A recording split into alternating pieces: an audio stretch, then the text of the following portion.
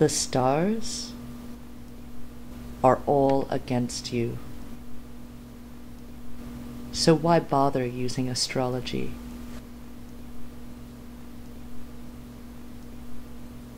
Religions are all slave cults that were the engines behind tyrannical empires.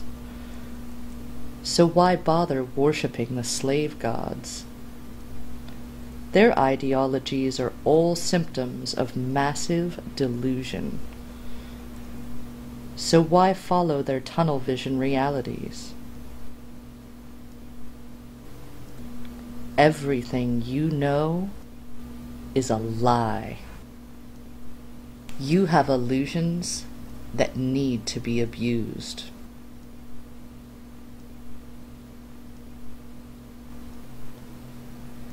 Most of you are familiar with the Trojan War, the myth about the origins of war among mortals. What some of you may not be familiar with is the myth of the original Snub. The story goes that Zeus was throwing a reception for newlyweds, Peleus and Thetis. All the Olympians were invited, except Eris, who had a reputation for mischief. Truth is, they were all just jealous because Eris is the life of the party. This exclusion angered Eris, so she fashioned a golden apple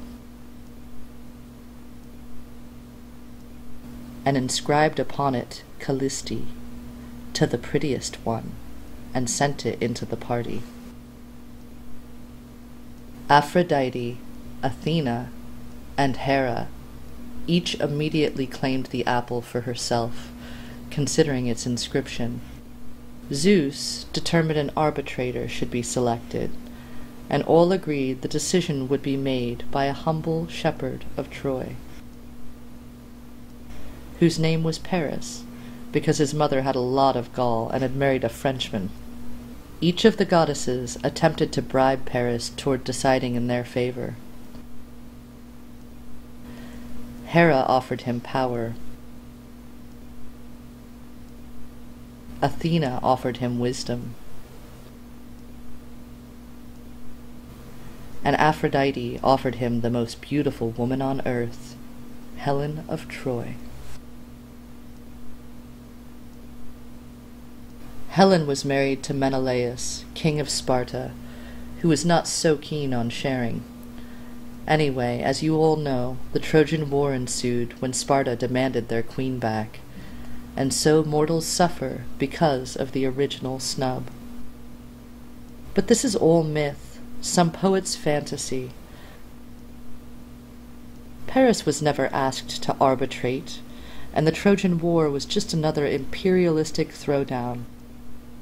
The truth is, the golden apple was Acapulco gold, which they smoked.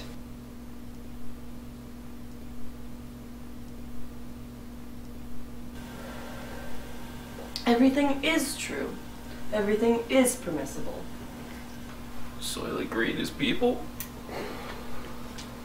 And they gazed upon the golden apple again and pondered the meaning of its inscription, Callisti.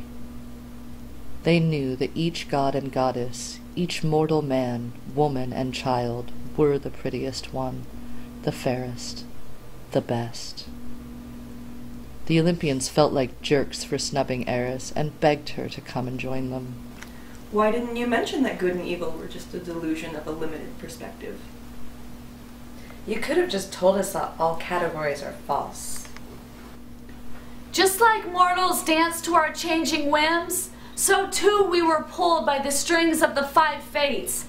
You were fooled into passing judgment onto the humans below, but now you have come to the great doubt, and you are free. The Olympians soon lost interest in godhood, and were just as quickly forgotten by humanity. Eris had showed them the light, and bright light destroys dark shadows, and we are all, gods and mortals, nothing else but gliding shadows. Try a bite? It's really delicious.